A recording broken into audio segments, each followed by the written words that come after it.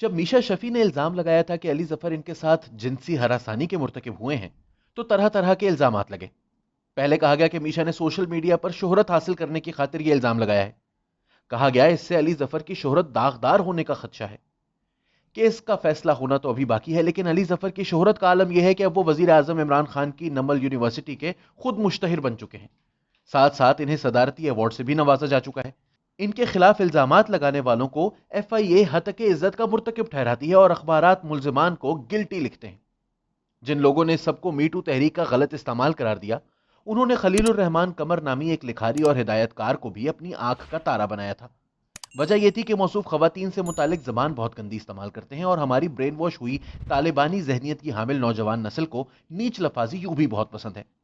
اس قوم نے تو ایسے سطحی قسم کے شاعروں اور مصنفین کو قبولیت بخشی ہے کہ وہ خود بھی کبھی سوچ نہ سکتے ہوں گے۔ یہاں منٹو کئی برس تک معطوب ٹھہرا اور خواتین اور محروم طبقات کے شاعر اور ادیب ایڑیاں رگڑ رگڑ کر مرتے جاتے ہیں، کوئی پوچھنے والا نہیں۔ خلیل الرحمان قمر نے کبھی عورت مارچ کے شرکا کے متعلق بد تہذیبی کا مظاہرہ کیا تو کبھی سماجی حقوق کی کارکن ماروی سرمت کو سر عام ٹیلی ویژن پر گالیوں سے نوازا۔ ان کے ڈرامے میں بےہودہ قسم کی جملے بازی اور خواتین کو منفی رنگ میں پیش کرنے پر تنقید ہوئی تو موصوف نے اس پر سوال اٹھانے والوں پر بھی لعن طعن کی۔ ان کے ہی لکھے ایک ڈرامے صدقے تمہارے کے ہیرو عدنان ملک نے ان کے خیالات جاننے کے بعد ان کے ساتھ کام کرنے پر تعصب کا اظہار کیا تو ان پر رقیق حملے کیے۔ ایک خاتون نے اس ڈرامے میں کام کرنے پر شرمندگی کا اظہار کیا تو ان کی کردار کشی شروع ہو گئی۔ بلاول بھٹو زرداری سے متعلق بات کرتے ہوئے ان کی سیکسولیٹی پر جملے کسے۔ ایک صحافی نے احساس دلایا کہ ان کی بد زبانی سے ان کے چاہنے والوں کو افسوس ہوتا ہے تو اس صحافی کو دڑوک کر رکھ دیا۔ موٹر وے ریپ جیسے دلدوز واقعے پر انہوں نے احتجاج میں شرکت کر کے اپنا دامن دھونے کی کوشش کی تو وہاں موجود کچھ دوستوں نے ان کے خلاف نعرے لگائے اور عوام کو ان کا حقیقی چہرہ دکھانا ضروری سمجھا۔ اس موقع پر موصوف نے خود کو عورتوں کے حقوق کا چیمپئن بنا کر پیش کرنے کی کوشش کی۔ جن لوگوں نے ان کے خلاف نعرے لگائے تھے انہیں جیو کا صحافی قرار دے کر اپنے دل کو تسلی دینے کی کوشش کی۔ اس کی وجہ تو ظاہر ہے یہی تھی کہ جیو نے ان کی بد زبانی کا نوٹس لیتے ہوئے ان کے ساتھ مستقبل میں کام نہ کرنے کا اعلان کیا تھا اور ان کے ساتھ اپنا جاری معاہدہ بھی ختم کر دیا تھا۔ تاہم اسی مسئلے کو لے کر جب اسلام آباد، لاہور اور کراچی کے علاوہ ملک کے کئی شہروں میں مختلف احتجاج ہوئے تو اس پر موصوف کے الفاظ کچھ یوں تھے: ان کے باپ کہاں ہیں؟ ان عورتوں کے بھائی کہاں ہیں؟ اور اگر وہ ہیں کہیں تو یہ خواتین ان کی اجازت سے پہنچی ہیں وہاں؟ اور اگر یہ اجازت سے پہنچی ہیں اور دندناتی پھر رہی ہیں اور چیخ چلا رہی ہیں یہ بھانڈوں کی فوج، تو مجھے یہ بتایا جائے کہ انہیں وہ آزادی میسر نہیں آ گئی؟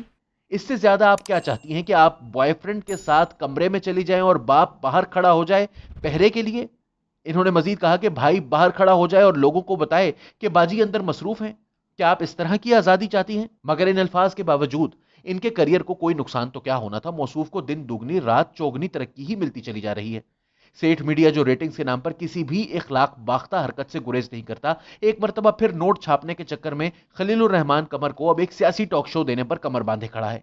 جی ہاں، پبلک نیوز نے نہ صرف ان صاحب کو ایک ٹی وی شو دے دیا ہے بلکہ انہوں نے اس پروگرام کا جو پرومو جاری کیا ہے اسی سے پتہ چل جاتا ہے کہ چینل کا ایجنڈا بھی وہی رہے گا جس پر وہ ہمیشہ سے قائم ہے، اور خلیل الرحمان قمر بھی سیاسی مکالمے کا ماحول مزید پراگندہ کریں گے۔ موصوف اپنے پرومو میں فرماتے ہیں: پبلک پوچھتی ہے جہاں سوچ بریانی کی پلیٹ اور ایمان گھی کے ڈبے پر بک جاتا ہو وہاں جمہوریت سچ مچ انتقام ہوتی ہے یا جمہوریت ہم سے انتقام لے رہی ہوتی ہے؟ آپ کہتے ہیں سیاست میں کوئی بات حرف آخر نہیں ہوتی، تو پبلک پوچھتی ہے تو سیاست کیا جھوٹ کا نام ہے؟ یعنی ٹاک شو کا وقت اور تاریخ تو ابھی تک واضح نہیں کیا گیا، یہ واضح کر دیا گیا ہے کہ یہ ایک اور حکومتی پروپیگنڈا پروگرام ہوگا جس میں حکومتی جماعت کا مسلم لیگ نواز سے متعلق بیانیہ کہ ان کے ووٹر بریانی کی پلیٹ کھا کر ووٹ دیتے ہیں کو آگے بڑھانے کی کوشش کی جائے گی، اور پیپلز پارٹی کے مفاہمتی انداز سیاست جو کہ پڑھے لکھے معاشروں کا خاصا ہوا کرتا ہے پر تنقید ہوگی۔ چلیے، یہ تو سیاسی نظریہ ہے۔ کچھ لوگ حاکم وقت کی خوشنودی کو ہی اپنا مقصد حیات سمجھتے ہیں۔ ان کی سوچ پر افسوس کا اظہار تو کیا جا سکتا ہے لیکن انہیں روکا نہیں جا سکتا۔ تاہم جو نفرت انگیز تقاریر یہ شخص خواتین اور سماجی حقوق کے کارکنان کے بارے میں کر چکا ہے، کیا اس کے بعد اس کو ایک ٹی وی چینل پر میزبانی کا حق دیا جانا چاہیے تھا؟ اخلاقیات کے نقطہ نظر سے دیکھا جائے تو جواب یقیناً نفی بھی ہوگا، لیکن سرمایہ دار سیٹھوں کی اینک سے دیکھیں تو خلیل الرحمان قمر، موٹر وے واقعہ، عورت مارچ، خواتین، ان پر ہونے والی تنقید، یہ گالیاں، سب کچھ سرمایہ ہے۔ اور یہی مال کمانے کے لیے تو تمباکو والے، پان والے، گھی والے، سونے والے، سب کے سب سیٹھوں نے ٹی وی چینل کھولے تھے۔